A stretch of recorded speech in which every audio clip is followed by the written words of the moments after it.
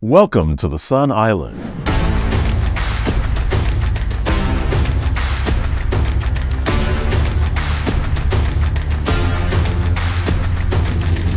Welcome back, guys. Super excited. I knew I took a slight little hiatus last couple of weeks, but the wait, it was worth the wait because we have a very special guest. And I know I say this often, but we really do. A man of many talents, Sean Wilson, and he's the owner of Abstractor. Yes. And we're in here today just learning more about the man behind his art, kind of learn a little bit about him. And so let's just start with the story, man. Just kind of a little bit of a background, who you are and how you become to be, man. Name is Sean Wilson. I'm from the beautiful city of New Orleans, Louisiana. Raised in a two-parent household that was very, very colorful. And when I say colorful, I mean a lot of different perspectives. I'm the youngest of four. Youngest of four. So my perspective is from a perspective of adults and preteens. So I watched all these personalities gel together. I watched my mom and my dad go through their domestic issues. I watched my brother go through his domestic issues. Just my life has been from the perspective of the runt almost. Yeah, I got you, man. So I've learned a lot of lessons, and I've learned a lot of how to navigate in life through watching others and just watching how they navigate things and how things work for them and how, things don't work for them. They say a smart person learn from their mistake and a wise one learn from other mistakes and just others' experience. Definitely. Coming up as a child, what were some of those experiences that you said you've get some life lessons from? I would say I got a life lesson real early on when I was maybe, I want to say 11 or 12. My brother and my sister's in the house. We hear the doorbell ring. Okay. So me and my brother was playing video games.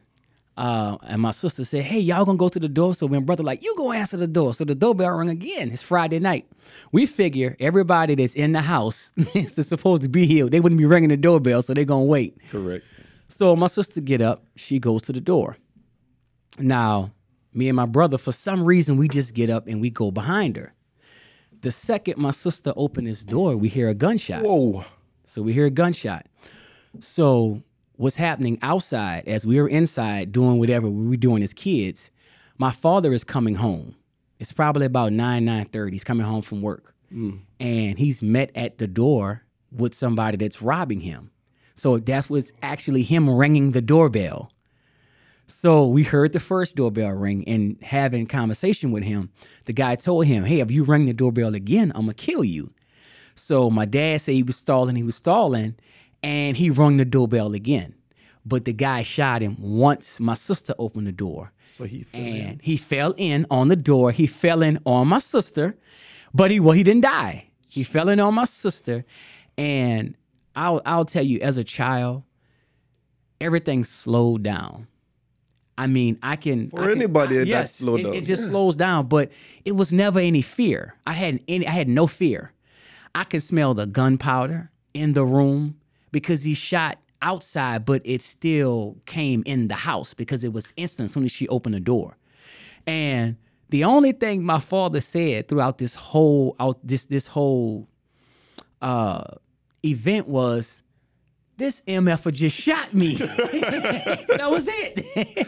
That was it. Like he said, this motherfucker just shot me. Yeah, he's in a state of shock. And I'll say that is something that it changed my life. It did two things for me as a child. It gave me the perspective that I wasn't safe in my own home. Damn. Most of the time as children, you only fear two things, your parents and the boogeyman. I was now exposed to somebody trying to kill my father. So as a young black male, that instantly made me a predator. So it made me very aggressive now. It made me, it gave me, a hunger of violence, not to initiate it, but to protect myself now. But to protect myself. And for a long time, I became very violent. I used to be a fighter in school. I used to be a little fighter, got expelled. But as I grew, as I would come up in the ranks in school, you would have certain teachers that will give you little gems. So I remember this guy, Mr. Brinson. We used to sing in the choir, probably like in 6th grade, right when this whole situation happened. I remember my mom come and pick me up from school, and he telling her, he was like, listen, he was like, Sean is like a little troubled child right now. He said, but Sean is a leader. She said, I'm going to tell you, Sean is the type of leader that's just not going to lead blacks. He can lead nations. He can lead all races. Like, you need to really, really like work with him and get his behavior under wraps, because it might not be that he's just bad. He might has something that is not fulfilling. Whatever he has going on may not be fulfilling for him. Yeah. So she was like, okay. And we got in the car and left. Never talked about it again. But I never forgot what he said. And that's the one thing in life that I realize, as people, sometimes we can fault our parents for not seeing and or not cultivating things in our life.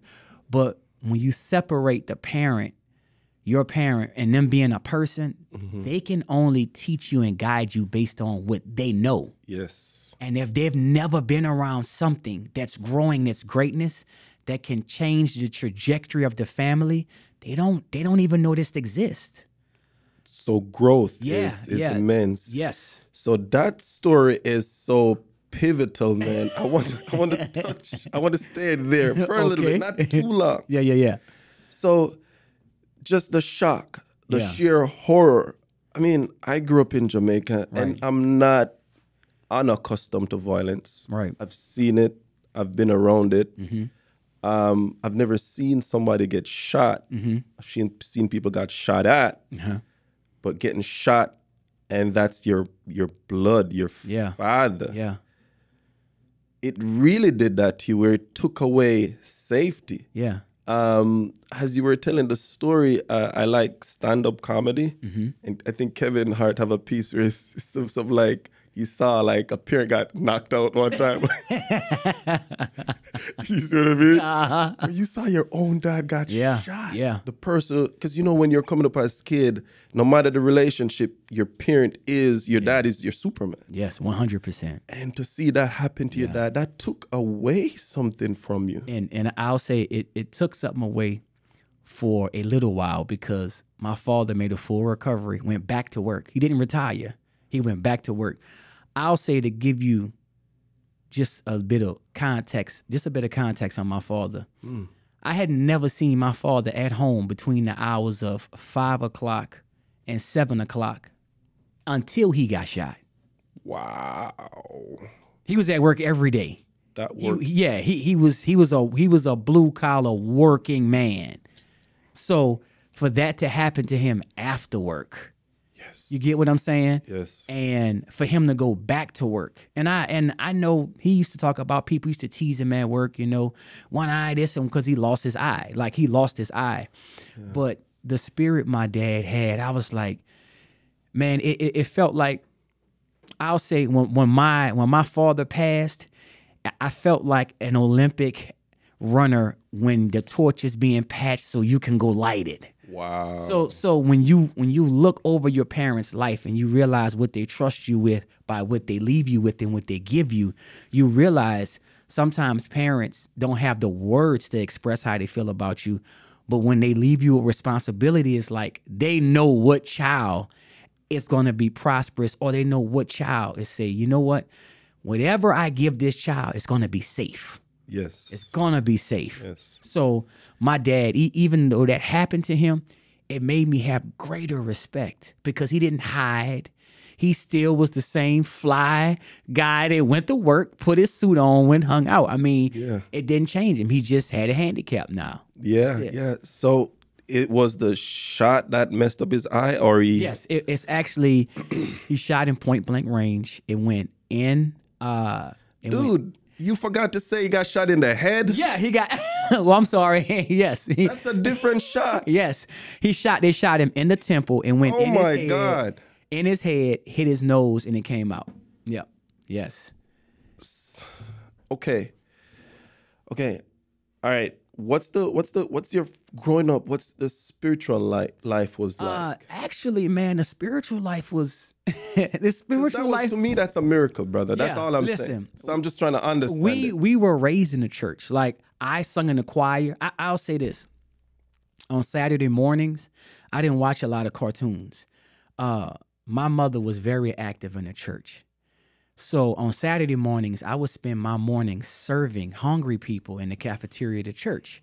Now, I wasn't physically fixing the plates because I wasn't tall enough, but I handed out the cold drinks. You know what I'm saying? Gotcha, They yeah. made me go So sit you out were the doing cold it drinks. really young. But when you sit with these people and you start having conversations with them, because now you're around homeless people. So now as a child, my perspective, I'm not at home sitting watching cartoons. I'm listening at people that's giving me a perspective on life that I don't even understand exists. How could you at that age? I didn't even realize, I'm like, wow, all these people here, they're homeless. I'm thinking, okay, they don't have nothing to eat at home, or but you don't realize, I didn't realize the service my mother already had me having, like the lineage of service. My mother used to always talk about service. You got to serve, son. I don't care what you do, how much money you make. You have to serve people. That's why God put us here, to serve. That's why we get blessed. Yes. So we was definitely in the church. Now, early on, my father really didn't go to church with us. It was just me, my mom, my sister. We sung in the choir. So I was definitely in the church, 100%. And yeah, so that happened, and it just changed your trajectory on a lot. You mentioned that, it affected you as a youngster. Definitely. You mentioned something. You mentioned two parents household. You grew up were your friends? Was that a lot common where you grew up? Let's say if I had, 7 friends, 3 of us probably had a 2-parent household. 3 of us. And that is the one common denominator that I have with my friends when we grew up in school. When we talk, that's the one thing, that's the one valuable asset that we all say, that was so valuable, because every household we went to, there was parents in them. We couldn't just do what we wanted to do. There was a mother or a father. What are you guys doing? Correct. What y'all been doing? Yes. When y'all leave here, what y'all going to do? It wasn't like parents just letting us watch TV or play the video games. Nah, daddy's coming in the room. What y'all getting up? What y'all doing today? So important. Mama is coming in there. Hey, y'all want something to eat? But when she's feeding us, hey, how y'all doing in school? Yes. You know what I'm saying? Yeah. So we always had that family dynamic. Now, we still got into our little trouble teen stuff. Absolutely. But I realized when we look back, man, we had a strong family foundation in every household we traversed to as youngsters. Yes. So that perspective was actually there, but everybody didn't have a 2-parent household. And you realize that it affects some people. That affects them. For myself, I'll say having a 2-parent household affected me in certain ways, because now some people that don't have the 2-parent household, they don't see the domestic violence that go on. And it's not all physical. Sometimes it's mental. Sometimes it's emotional. Sometimes it's strategic. Sometimes it's behind the back cutting. It's a power struggle. Listen, it's different. I'll say as a child. Damn, that's an interesting perspective. Listen, I'll say as a child, I knew when I was with my daddy when he was cheating. And I knew when I was with my mama when she was cheating. Oh my God. Next level, bro. Yeah. That's legit. That's legit. And as a child, you learn this because this is the environment that you're in. This is the environment. Like, I'll tell you a fun fact about me. I'm gonna tell you a fun fact. Okay. Yeah, go ahead. and this all plays a part to who I am. Yeah, definitely. Based on what is my offering to the world. You've experienced, yes. Yeah. When I was 23, and brings it back to an incident with my mom. 23. My mom called me home from college. I went to Southern University. I graduated from Southern University in Baton Rouge. You're HBCU, brother. 100%, man. TSU, Let's okay. go. I used to whoop y'all butt in track, but I still love Southern. Some of the best hurdlers. Yes. That's what's up, man. Yes. I knew we were, bro. That's why that's one of the HBCU. reasons. Yes. I'm not, I just kind of rolled up on you yesterday, but we're going to get to that. But I don't want to mess up your story. Keep going. Yes. That's funny. But we vibed, yeah. Definitely. So I was at Southern University. So mom said, come home, I want to talk to you about something. So just to back it up, when I graduated with my undergrad, that Friday, that Monday, my father served her with divorce papers. So my dad was like, my dad initiated it. That's not common. That's calculated. Now it's not. But but if a man does it, I would imagine how calculated it's calculated. Had to be. Yeah. So that's why I say my life and my perspective, I've had a very unique view of how things operate. It's not standard. No, I want to hear not it, man, standard. because it's intense. So by this time, when he served her with the served her with the paper. That's my undergrad. She moved out. They get a divorce after, I want to say it was married right about 31 years. They was married for a long time. Man. They was married for a long time, 31 years. Yeah. So about a year after, my mom called me. Excuse me, mom called me. She said, I want to talk to you about something. So I'm said, okay. So I go down with my girlfriend. Then we go to New Orleans. She dropped me off. Me and my mom go. She's living with my sister at the time. So we go to her apartment. We go to the bedroom. So we sit down and she starts to tell me how people make mistakes. So I'm like, all right. I'm like, okay, she must need something. I'm like, she must need something. Right? How much? Tell me how much? How much, mama? How much we talking so I can budget this in? Right, gotcha. So she starts saying, people make mistakes, and she starts to tell me that the man that I think is my father is not my father. I'm actually a cheat baby. She told you that? She just at 23. She explains it to me. Now, people hear me use the word cheat baby. Understand, I'm healed over it. So now we got to make a joke about it. Hell yeah, that's intense. But at the time it wasn't. Yes, at the time it wasn't. At the time, I'll say, when she told me, it was total confusion. And I started crying. Yeah. And she asked, why are you crying? I was like, I don't know. I'm like, well, you just dropped this bomb on me. I don't know. But and she asked me, she said, well, how do you feel? And at the time, I said, I don't know. But thinking back now, as I can really articulate how I felt, it felt like she took an eraser and erased all my lineage of where I was from, why I'm athletic, why I'm built the way I'm built, where your talents, everything, all of your roots.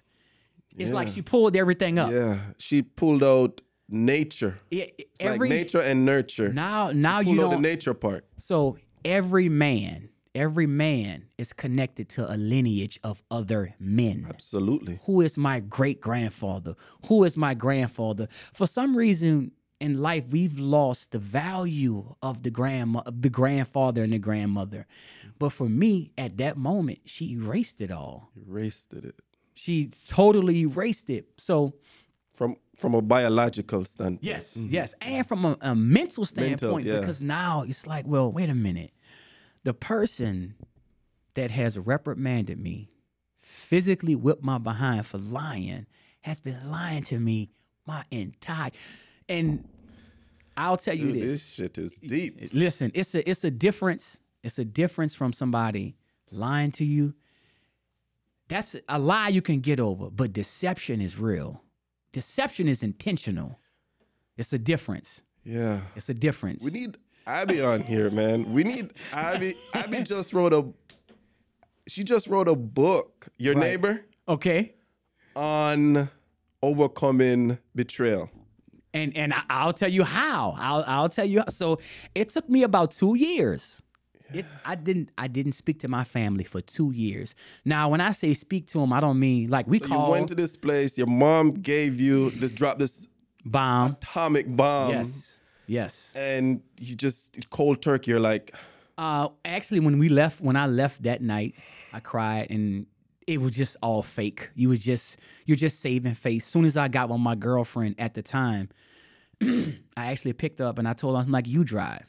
And she was like, why? I'm like, you just drive. You're limbless. Yeah. Your body don't. Now, she don't know what's going on. She don't know. I didn't tell her.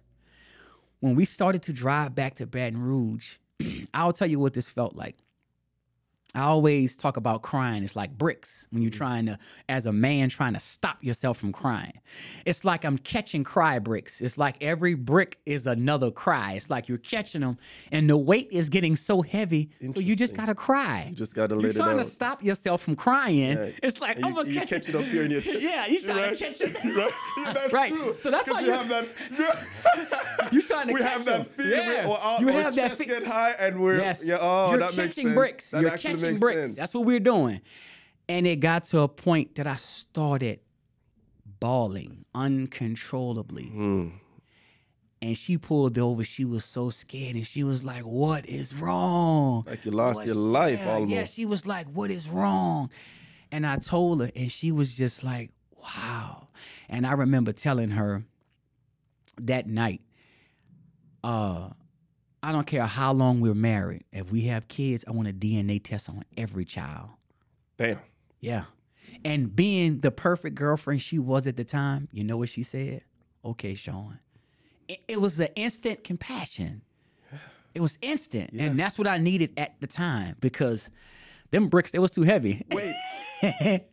So she was a perfect girlfriend. Yeah. Because she just, because that's heavy to just drop on her. But in comparison to what you got, that's we had been together maybe a few months. This was new. This wasn't like a year in a relationship. This was probably maybe 2.5, 3 months. So now we have this big emotional event in the relationship. Yeah. And I'm dealing with a new relationship, but now my mother has changed my entire perspective about women. So, okay, you mentioned something earlier. You said you saw when you knew when daddy was cheating, and you also knew when mommy was cheating. Yes. So it never crossed your mind. We can't make joke of it though, bro, because I can see that you're over it. I'll say this. It never crossed your mind when you're coming up as a young man. I'll say this. Hey, when cheating, what the hell is this? I'll say this. That in itself is a bomb. I'll say this. With my story, with my service to people, I have to bring this with humor. Yeah. That's the only way people can adjust it. Yeah. There's no other way to bring this. There is no other way for me to tell my story if I don't bring a humorous side into it. How did this affect your relationship going forward, though? It made me trust nobody. I didn't trust any humans. I didn't trust anybody. You got some tough breaks, man. You saw your dad got shot. Yeah. So that alone on the masculine, because he got shot by another male, right? Yes. You just make you just don't trust male, I would imagine. And then, so this is another perspective. You have your dad being shot by somebody of your race. See, people don't think about that. Yeah. People don't think about that. See, growing up as a young black child, we was taught that white people was mean. They killed them sick dogs on us in water. But when you see with your own eyes, your own kind. Shot your daddy in his head? It's like, wait a minute. The playing field just got leveled. Wait a minute. You can't just put it on them. You put it on a person. Yeah, it's the person. It's not the race. No. It's everybody. Everybody. Because everybody is doing this now. Yeah. So that was the perspective that I had as a child, and most people never understand that perspective of it, because that's a different mental perspective. Because now you don't feel like you're safe around your own kind. Well, yeah. Yeah, it's just fear. It's just level. It's like you don't safe around nobody. And now what that does is you meet fear. Either you could do two things. Either you can run from it or you can confront it with double the fear. Double the fear. Wow. Explain that a little bit. What does that really mean? I'll say double the fear. Double the fear is you're going to make sure whatever you're scared of, you're going to double the energy in yourself to overcome and conquer that fear. Yes. Now, the thing about that statement, it's a statement based on where I'm at now, because I've changed the energy from fearing man to fearing being productive.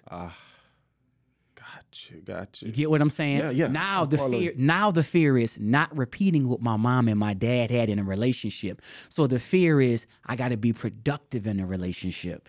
You got to add serious value. Yes. So now you have to be intentional on what we do. We have to take the fear and say, okay, if I have trust issues, let me be upfront about that now, and let me be boisterous about it. Why I have trust issues. Because if I don't meet that fear with you now, it's going to show its ugly head later. So you had to be a very open You communicator. got, no, early in not your- open. Most people are open. You got to be vulnerable. You got to be vulnerable. Vulnerable. Man, listen, in this life, what I've been through You in see my the way life, I articulate it? Yeah. Open to me is Yeah. being vulnerable, but that's not even close. open is sharing. It's just sharing. That's you sharing. Vulnerable is, Vulnerable, yeah, vulnerable. distinct them for me. Being vulnerable is an exchange. Because being vulnerable, you're giving and you're also receiving. But you're also receiving and you're giving compassion. Because Empathy. yes. Because whatever we go through in life, when you meet a person, they're the product of everything they went through. Everything. You're a product of everything good and everything bad. Most of the time, we don't talk about the stuff that we've overcame. Now it's becoming popular of people. The beautiful thing about podcasts, we don't have to watch movies anymore to be inspired. We can listen to a real person with a real life. Just like you probably had a couple of events kind of Yeah. like yours. Yeah, you can listen. You don't have to watch it in a movie where the police come late. I can tell you from a perspective of now, they come on time, and this is what's going to happen. Yeah. But I also give it from the perspective of triumph, Triumph, yeah. not being a victim, accountability. That word, it's a popular word now, just kind of being thrown around. Like, who is a victim, who is not a victim. You've overcame a lot, and you're not even anywhere close to that. You're a conqueror. Definitely. You're a predator. Definitely.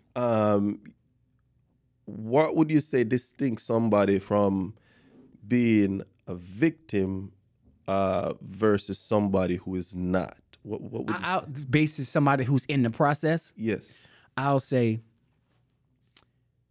the victim is at a disadvantage because nobody wants to tell them they're a victim because they don't know.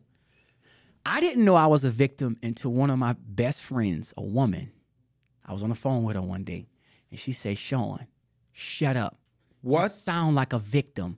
She said, "You are too smart and you're too talented to have the problems that you are settling for." She said, you sound like a victim. You got to stop it. Wake up. Was this a black woman? Yo, 100%. The main type that they try to tag that on was the Listen. one that deliver you. Listen, Wow. listen. I will tell every black woman on this earth, you are valuable. Absolutely. You don't realize how valuable all women are. All women, yes. But I just have a special place in my heart for black women because my mama Absolutely. is black. That's Every the truth. black woman that can hear my voice, you are special. Very special. Yeah. Understand you guys have power in you to ignite the power in us. Facts. You get what I'm saying? So when she told me that, I told her, I was like, wait, what? So my first instinct, I didn't get offended. I said, explain. Explain to me how. And she started saying, you can do this. She started saying, stop thinking about what happened to you and look what you've already done. In the midst of it. Look what you've done in the midst of it. Just keep going. She delivered you, bro. Yes, and I promise you, I tell her all the time, and when I talk to her, I thank you for telling me that because when you're a victim, I look at it like a medical procedure. When you're a victim, you need a very sterile environment. Oh my God. You need a very sterile environment because the one thing about being a victim, we got scars and we got scabs. So it's going to take very, very loving and compassion family members and friends with scalpels that's going to cut these scabs off of us. But the environment has to be filled with love and compassion. That's the sterileness. That's the cleanliness, Yeah. Because we're going to be resentful sometimes because we've learned to live hiding this. And we don't realize people can see it. But the people that care about you the most are going to be the people that confront you with it. Your friends that tell you, hey, stop doing that because it's not certain. The friends that risk the friendship for being a friend, that's the friend. That's the friend. The person who risks the friendship. The person. Think about this. When was the last time you got into an argument with a family member or a friend about something that only benefited you? Think about it. Think about have anybody ever argued with you about something that only benefited you? You see me just thinking. Think about it. Yeah. People that argue with you about things, 9 times out of 10, they got a benefit in it. That's what my brain was going. Like I couldn't just be like, They have a benefit. A true friend, not everybody, but a certain type of personality, they're gonna tell you, stop doing that. It's not serving you anymore. That's killing you. Or that's why you're doing it. Let's have a talk. Let's see why you're doing that. Because you gotta stop. We have to get over it. Because now when I see this as a friend, I'm in this process with you. I can't just say, oh, you got a condition, I just leave you by yourself. Correct. So now that's where the souls start to touch it. All right. Well, you have people. Yes, so that's a powerful sentence. Souls start to touch. Yes. But no matter how close you are sometimes with people, sometimes they don't have the communication skills, right? Or they just don't have a level of tactfulness or even expertise, if you will, to really get through to you. Right. What would be your advice to somebody who see a friend self-destructing and want to confront them, but is fearful of damaging that safe space or that sterile environment? Or I would say if the friend is on the path to self-destruction, they're gonna self-destruct anyway. Tell them. Just rip that Band-Aid. You have to. But now, so what I've learned over the years is we do have communication challenges, but most people, they don't have communication issues. We have understanding issues because most of the time our understanding come from our experiences. So when I hear you say, what would you like to eat? Simple question. You know how we all ask our significant other, hey, what you want to eat? What you wanna and eat? they say, well, I don't know, whatever you want. You pick something, they say, well, I don't want that. It's like, I don't want that. So it's like, well, wait a minute. I can't tell how much time that what should be 5 minutes become 15 minutes conversation in the car, waiting to drive. So what you want to eat? What you want to eat? Yeah. So it's like, well, you don't realize I'm trying to be thoughtful and I can find something to eat, but I want to give you the option. But now when you give it back to me and I take the option, you can't say you don't want that. So it's not a communication issue, it's an understanding It's an understanding. issue. You showed a high level of understanding or trying to understand at least when you said, let me please explain something of the sort. Yes, when the young lady said I was a victim. Yeah. Because that's hard, man. Because you have never, for me, I've never heard that before.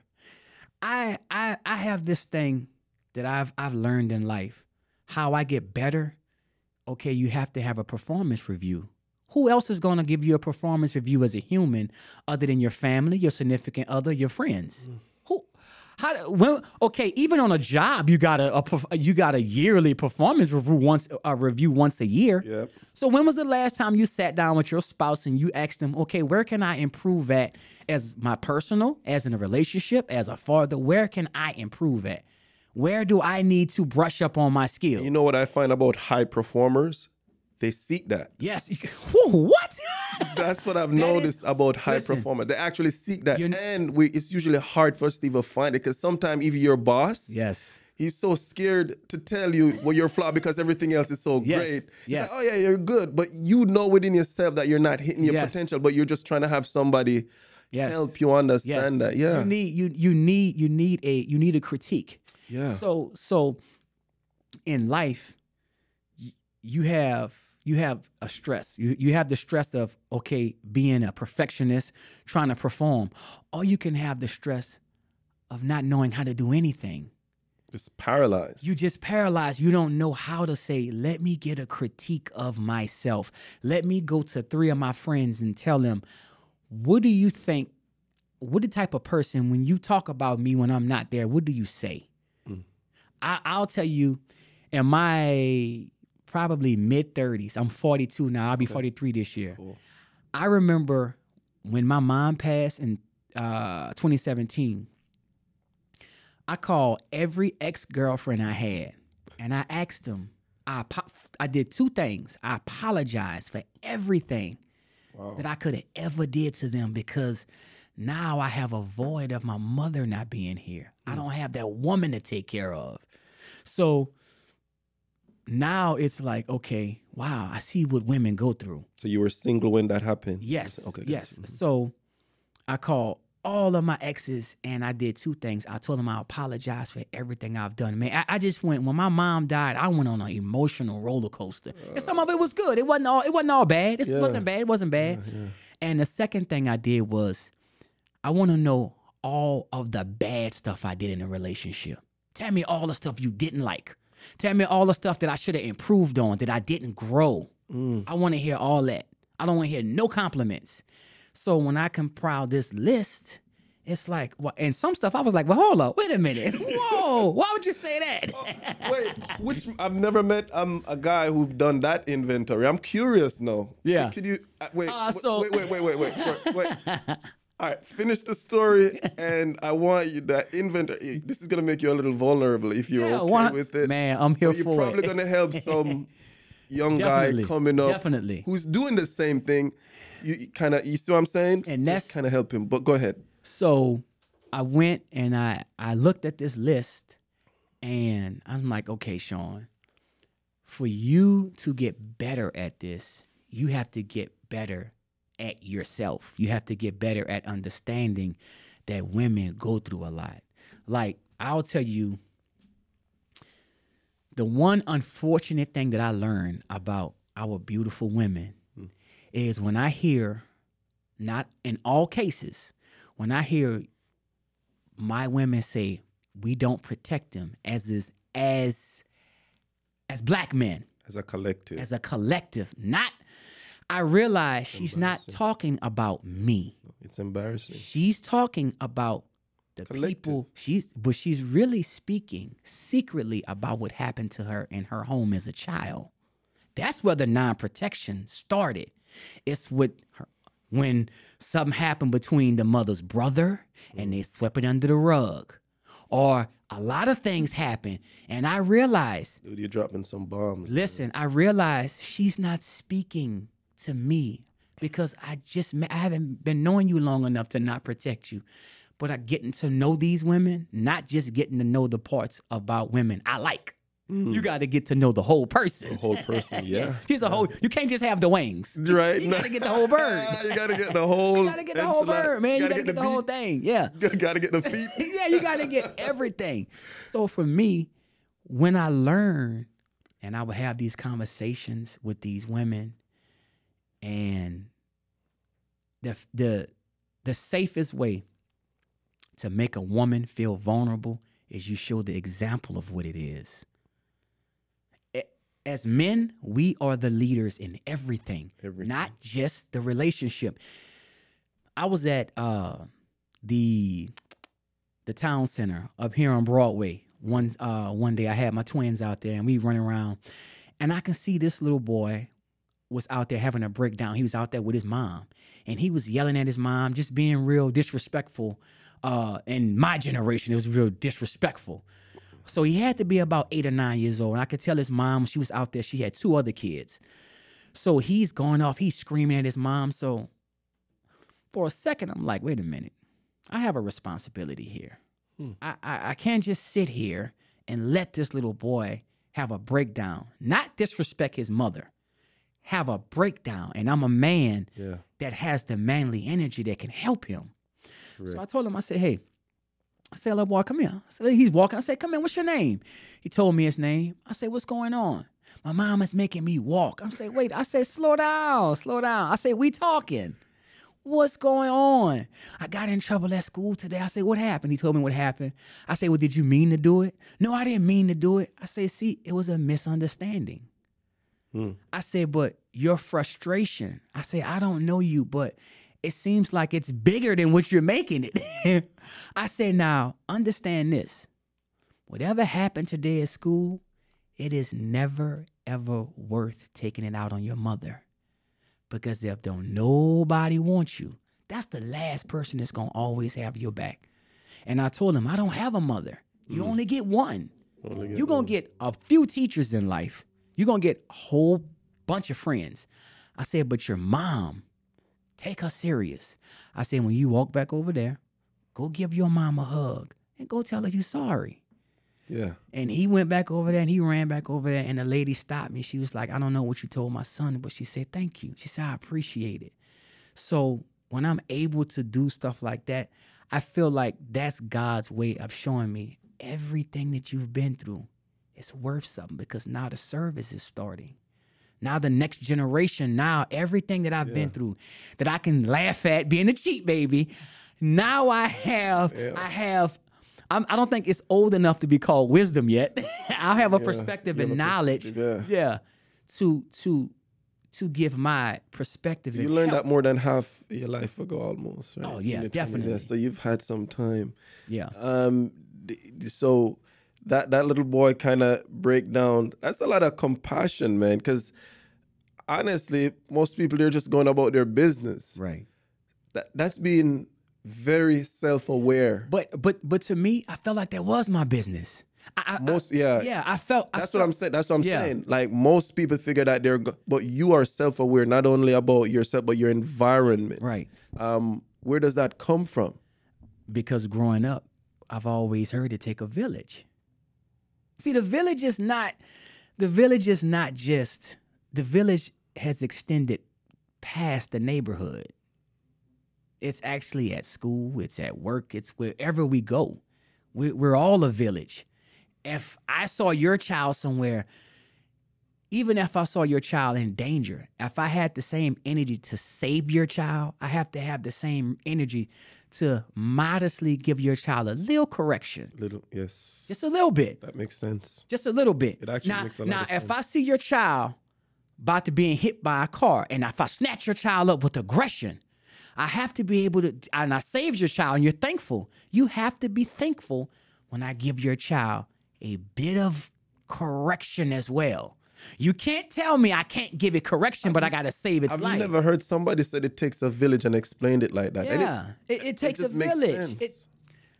So it's just like we're all online watching everybody. When I look at everybody, call each other king, right? What's up, king? You're my king. You're my king. Yeah. What's up? Yeah. It's the one thing that I want men to realize. If you call yourself a king, which we all are kings of our kingdoms, but you're responsible for the kingdom, not just your castle. You're responsible for the person who cleaned the castle. You're responsible for the blacksmith, for the people who sell tea, for the people who sell crystals. That means your auntie, your uncle, your cousin, that cousin that you can't stand, that brother you don't like. Yeah. That's still your kingdom. Correct. That's why the king gets so much. That's why when we build the kingdom walls, they're tall. So heavy is the head that wears the crown. But that's why the kingdom walls are so tall. That's why they're so tall, because we got to protect the kingdom, because the more we protect the kingdom, the more it's going to grow. Yes, yes. You're touching on some very some deep, concise, just open, just shows sincere growth as a human being. You know, you're abstracateur, right? That's your business. Definitely. And you're an artist. Yes.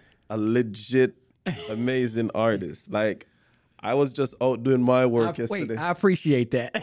I appreciate that. I'm telling the story, and I just approached you, just a random stranger approaching you. You're training for your triathlon. That's something that we're gonna touch on. So I'm just kind of dropping it right now. Your bike ride, sweat dripping off you. You're just hamming. Right. I was like, dang it. I wasn't even sure, was it a bike or was it a training machine? You just let me know earlier that it was like your bike is put on a machine. On a machine. You make it stationary. Yeah, like a stationary, which is hella neat. And I approached you. Most people, when you approach like that cold and they're busy, which you were, they kind of like, yo, you don't see I'm busy? Right. But you were open. Right. Like, you were out of breath, not fully out of breath, but you were breathing hard. Right. But you were open. Right. We engaged in a conversation. And I found out that you did art. Right. And I was like, how did you find out? I found out because you were in your garage working out, and I saw like a ring light. Yeah. And I was like, this guy seems like he does stuff online. Right. He seems curious, because my job is to meet people. Right. You know, I was like, he seems pretty cool. Let me go chat to him real quick.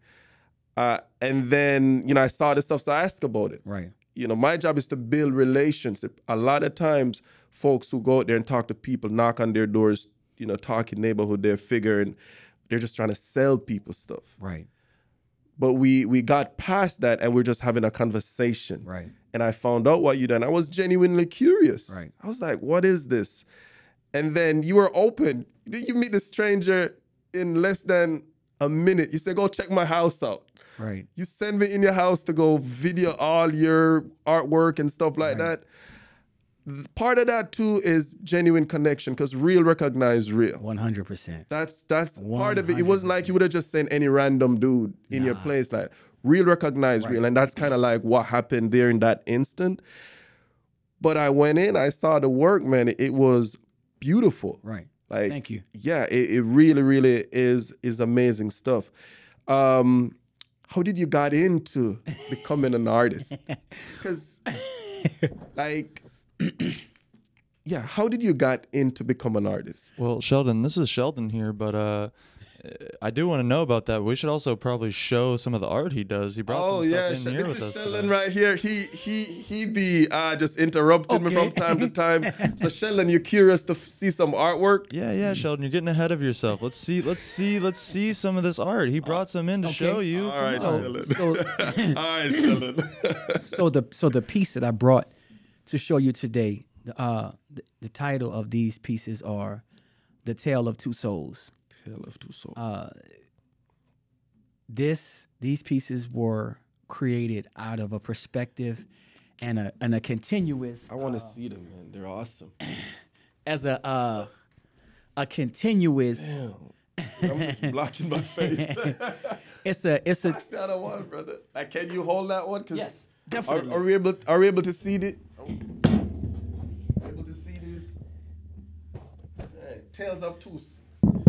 Yes. Tales of Two Souls. The Tale of Two Souls. Yeah. So basically, it's my expression of two things. The dynamic of the relationship I saw between my mother and father. Okay. And understanding that it is valuable as a child to understand the tales of the two souls and the relationship. Tales of the Two Get Souls. to know your parents outside of the relationship. Okay. Don't always judge them and hold them accountable for what they do in a relationship, because the two souls are separate. So why you do art? Because it seemed like you use it as therapy, a way to forgive. I don't know. I'm asking you. I'll say this. This is the way that God has given me to express myself physically. Yeah. And I can explain it. I guess he's given me the talent. Like, I feel like at an early age, I picked up a gat. Like, when I say gat, like most people think gun, but I think gifts, abilities, and talents.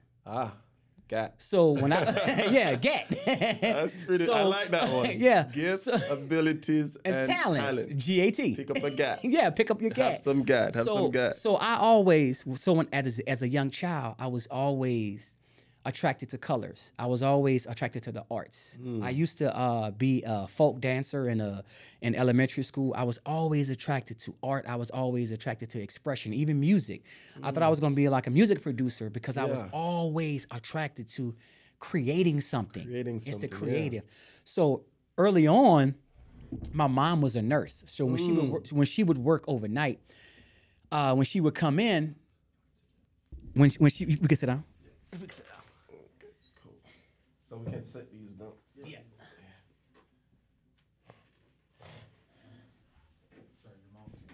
Okay. No, you're good. Appreciate that. That was an awesome illustrated story, by the way. Yeah, right. So No, appreciate that. So with mom being a nurse, and it's funny that I had siblings, but at this point of the time, they were in that that preteen or that early 20s, so they wasn't in the house. So my mom would come home on Saturday mornings from her Friday night shift. She would bring donuts, cereal and milk, and groceries, and she would bring a coloring book. Now the coloring book was to keep me occupied while she took a couple of hours nap because it was just me and her home. Yes. But what started happening is when she would wake up, I would have probably almost the whole coloring book finished, sometime the whole coloring book. Interesting. And it was just sitting there being able to take a blank slate and create anything I wanted to create. But I can give this still picture emotions with color. I can change the emotions of it, or I can change the emotions in the painting based on how I feel. I can express how I feel through the colors I use. So once I was in, I think, middle school, I was showing one of my friends in school, I was in 6th grade, I'm sorry. I was showing him one of the coloring books. I was like, man, look at my old coloring books. So the teacher saw it and she was like, damn, Sean, these are nice. These are nice, She was like, you like a real artist. I'm like, well, I'm just a coloring. At that young age, you don't realize, if you don't have a person to cultivate the talent that you have, you don't really understand you don't understand the gift. You don't understand what you have. Correct. Because nobody is looking at it as a gift. They want to put you on this path is what's going to be beneficial for you to make money and not get on my nerves. That's how parents raise kids. What is the easiest way that I can raise you so you don't inconvenience what I want to do? Absolutely, yeah. I want to feed you, buy you stuff to make me feel happy so you don't inconvenience me. So when you get older and I never taught you how to earn, I never cultivated the talent that as a parent, I got to sit and watch you and I got to watch what you're good at, but I also have to accept as a parent what you're not good at. Yes. Because I might have to help you in those areas. Yes. That's one of the things I liked about my mom growing up. Because kids, they have many different interests. Definitely. And, growing up, one of my interests, I just walk around the whole neighborhood and collected old speakers. I don't know if I wanted to make a sound system or whatnot. But she's always given me freedom to explore. Meaning that if she sees something that might not going to be fruitful in her mind, she never come down hard and say, you got to do this or that. She said, that is great. But consider this too. Yeah. She gave you options. She gives me options. She gives you options. She gives me a lot of freedom. Yeah. Because I grew up doing athletics, and I'm never home. Right. And she's always encouraging of it. So that's a very important part as coming up as a child. But you said a lot of time, parents kind of raising their kids is like, what do I got to give this child for sustenance? Yeah. So they can for them to survive. Survive, yeah. Because that's what we're doing. So the teacher, she said, well, I got something for you. So she started giving me all of these geometric shapes. And it was like sensory overload when I saw them. I'm like, wow. But she challenged me. She said, now, I want you to look at this. You can only use 2 colors. Really? You can only use 3 colors. She's your art teacher? No, she was a regular teacher. Wait, what? Yeah, she wasn't an art teacher. She was like a regular, just a like regular eclectic teacher. type, Yeah, or she was just I probably was in 5th grade. So she wasn't an art teacher. She said she would give me, and she was like, do it and bring it back. And she was like, Sean, you have a gift. And I remember taking him home to my mom. I'm showing her. She was like, okay, that's fine. But what I did was I never let the lack of people enthusiasm about what I was enthusiasm about deter me from being happy with it. Yeah. Because really, when you're the only one happy with doing something, you create a peaceful place when you consistently do it.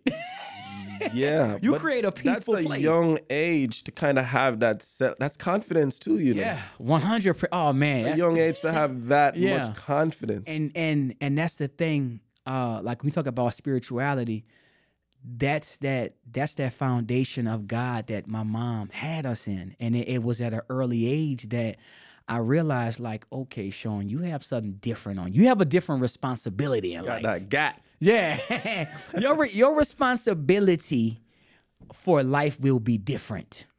You know what I'm saying? Your responsibility will be different. So, fast forward, I take all of these shapes home and I put them on my wall. So now when I wake up in the morning, I see all of these different colors, all of these different shapes. Now, as I get older, I get in middle school, I go away from the art because I get introduced to girls. So the art go away. So I was still always into the music videos, ballad, the arts, the ballets, all of that stuff I was always interested in, but it wasn't as accessible to me as I thought it was. It really was accessible, but my friends, what I was doing, we wasn't into it. But if I found myself with some alone time, it was easy to be like, man, let me see what's going on over your here. friends direct your life, man. The people close to you. Wow, it's serious. It's real. So fast forward, I got back into it probably in my mid to late 20s. To my mid. That's a whole story in itself. Yeah, but go ahead. I'm sorry. Go ahead. That's a whole, dude. Funny enough, I grew up. I drew a lot in high school, all throughout high school. Still paint, still life, portrait, stuff like that. I was fairly decent, but I did it for grade in school, right, to get good grades or whatnot. But at the end of the day, I found so much peace. Yeah, I remember I was drawing this landscape with a guy sitting by a riverside, fishing, and it was detailed. You could see every bark on the tree. You could see insects and just different things in it, and I just get lost while I was doing that art. Like I was it was like I was sitting beside the guy while he was fishing. So let me put a different perspective on it. Actually, you was found. That's why it was so easy. People ask me, as an artist, is it therapeutic? And it's not. I'm actually shedding because I'm bearing my soul. When your soul is connected to something, your soul has a frequency. Just like you said, you drew it out, and for whatever reason, you was very, very detailed. Like 5 hours passed, and I feel like it's 5 minutes. Like I kid you not. Because you was 100% pouring your soul to what you were doing, and that's what it feels like. That is the feeling that people pay for in these pictures that you see. They go on vacation and they're always coming back home and they're looking for that sense of peace, that sense of value, of like, wait a minute, even though you knew that happened a while ago, you understand. You could tell me it took you 5 hours. I knew how I felt. It never leaves. That sensation never leaves. That's the point I was trying to get to. That sensation, it never leaves. It's with me up to today. Yeah. But since, I'm in my late 30s now, but since I've been in my mid 20s, I kept saying I got to try to get back to that place. Yeah. And I never got around to actually start. I'd go as far as have my wife buy me the whole setup. Well, I keep telling myself, look, I gotta go do this. I gotta do. What made you, get back in? I'll say one day I was I think I was either watching a movie or me and my girlfriend at the time, we went somewhere and I saw a piece of art. I would always watch TV. When I watch movies, I'm always looking at the art in the background. Nice. TV shows have like I've done extra work in some movies. So I realized what's going on set. So it's things that I watch in the background. So I'm like, wow. You're critiquing on a different level. I get it. Oh, so I see. You learn to appreciate the cinematography of what's being presented to you. So one day I was like, you know what? I'm gonna go ahead and get me some canvas and paint. So I got these 2 canvases and I painted these 2 pieces, and I still have them to this day. Nice. The 2 first paintings I've ever done as an adult. So I remember totally saying, you know what, Sean, let's put some time behind this. Let's see, because like you said, that feeling of sitting in the floor, me painting. I remember my girlfriend at the time saying, why are you doing all this painting? You just wasting your time. You always doing it. And she actually gave me the confidence I needed to realize I was onto something, because when she told me you're always doing it, that means it's continuous. Yes. That means this is something she's complaining, but she's actually you're pulling out the value out of pull out the value. I understand how she's emotional, but look at what she's telling you. You're cultivating something here. You got a talent for that, man.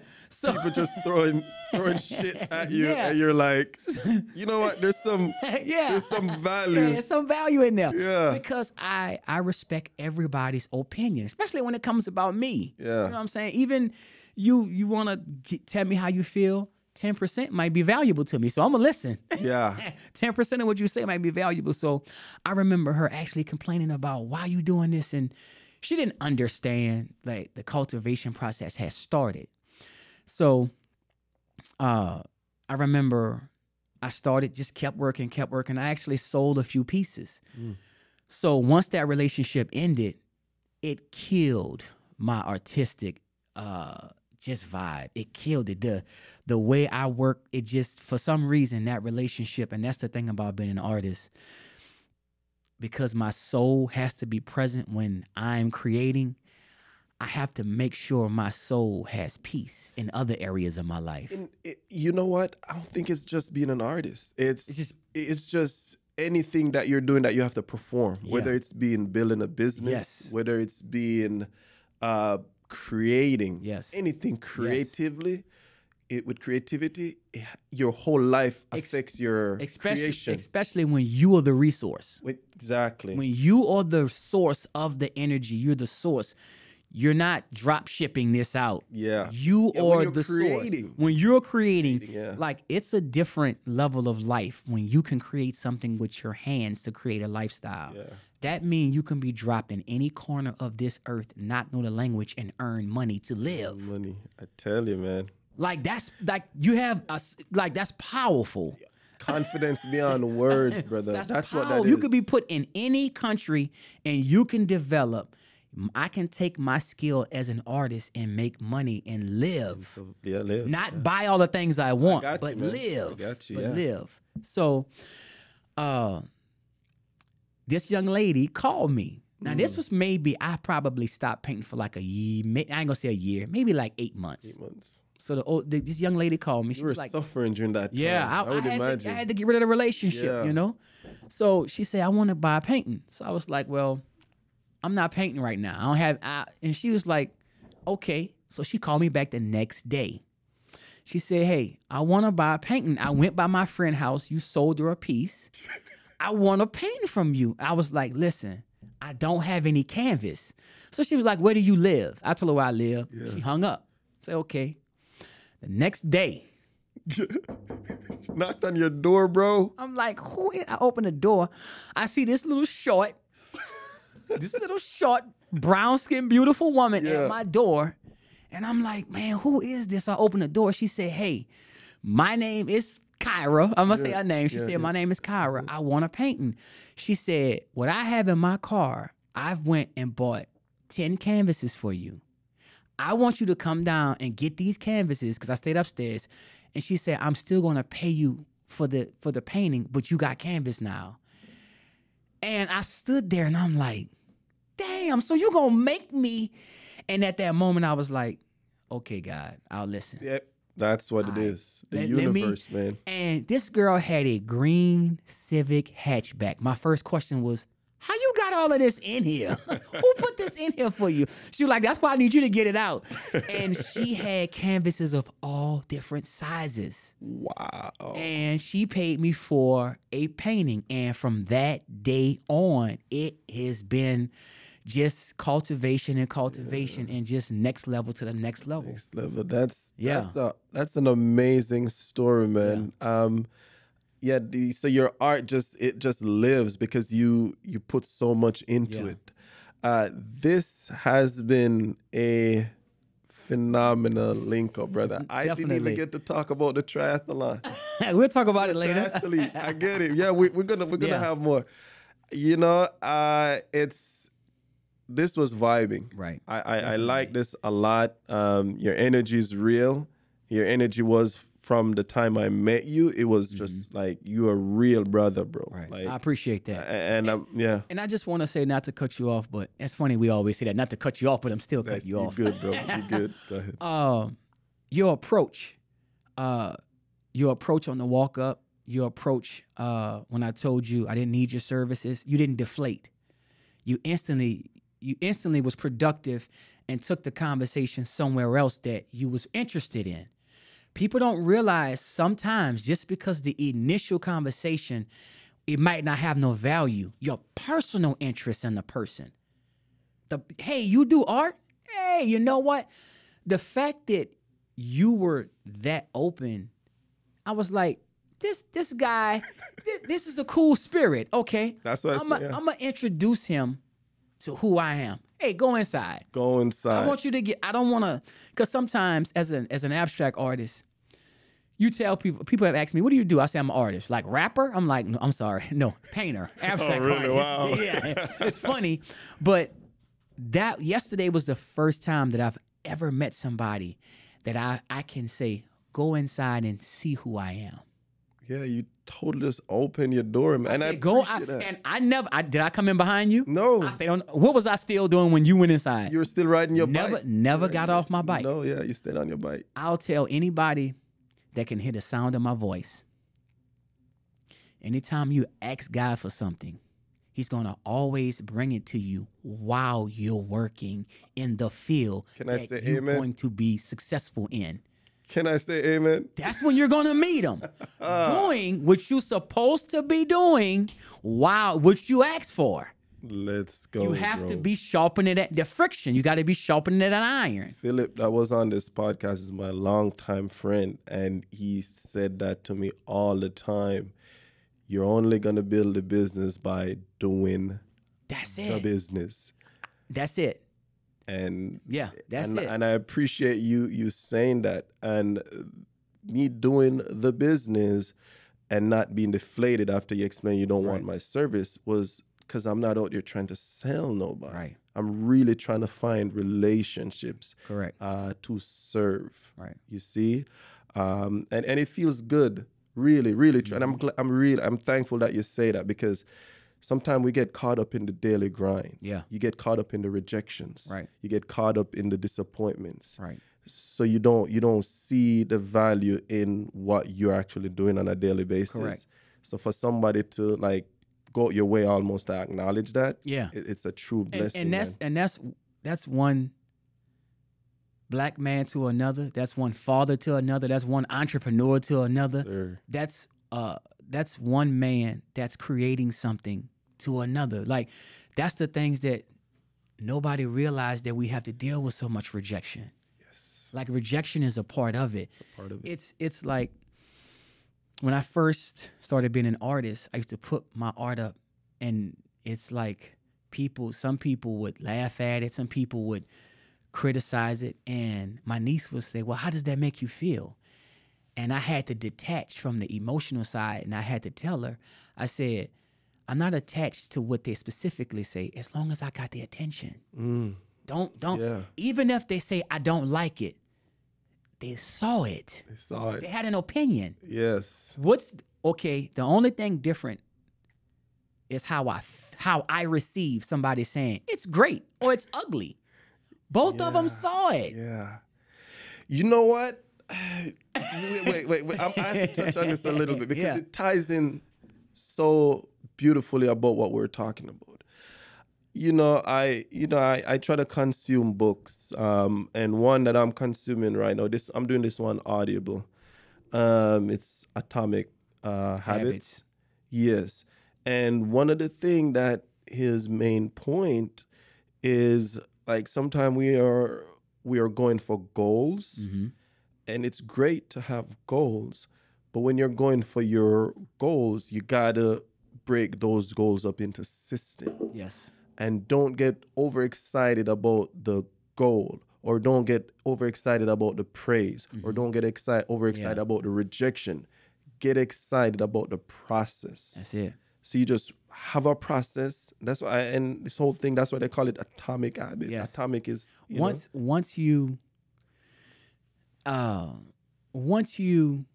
really get intentional about life. Like to me, most mornings, I'll say 99% of mornings, it feels like the first day of school. Wow.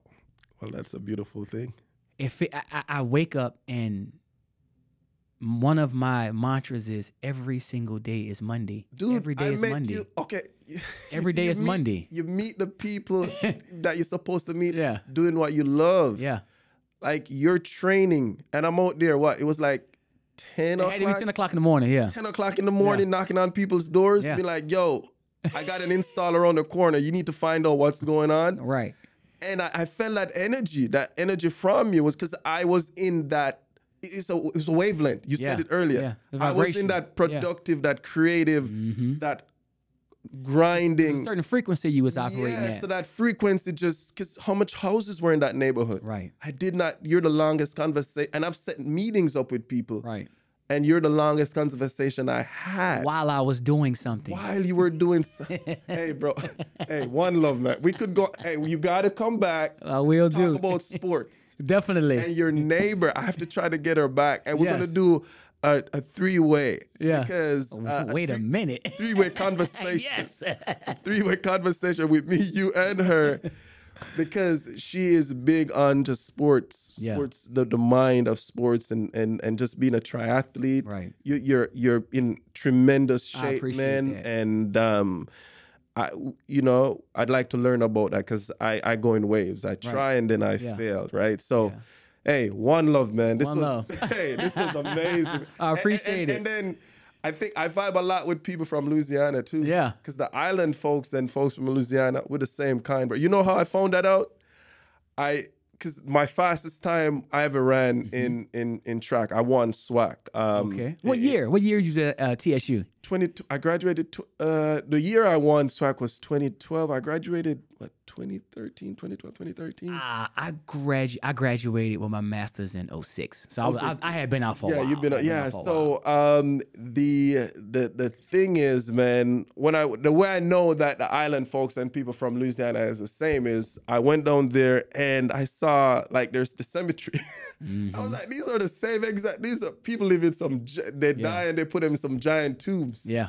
And I get to find out that when people die over there, it is a lot of celebration. Oh, 100%. Yeah, and we did the same thing in the islands too, man. So I get a lot. Hey, bro, we can talk forever. Yeah, you know, New Orleans has a rich island history that a lot of people don't talk about. A lot of people aren't aware of. Yeah, they're not aware that Haitians have a rich heritage in New Orleans.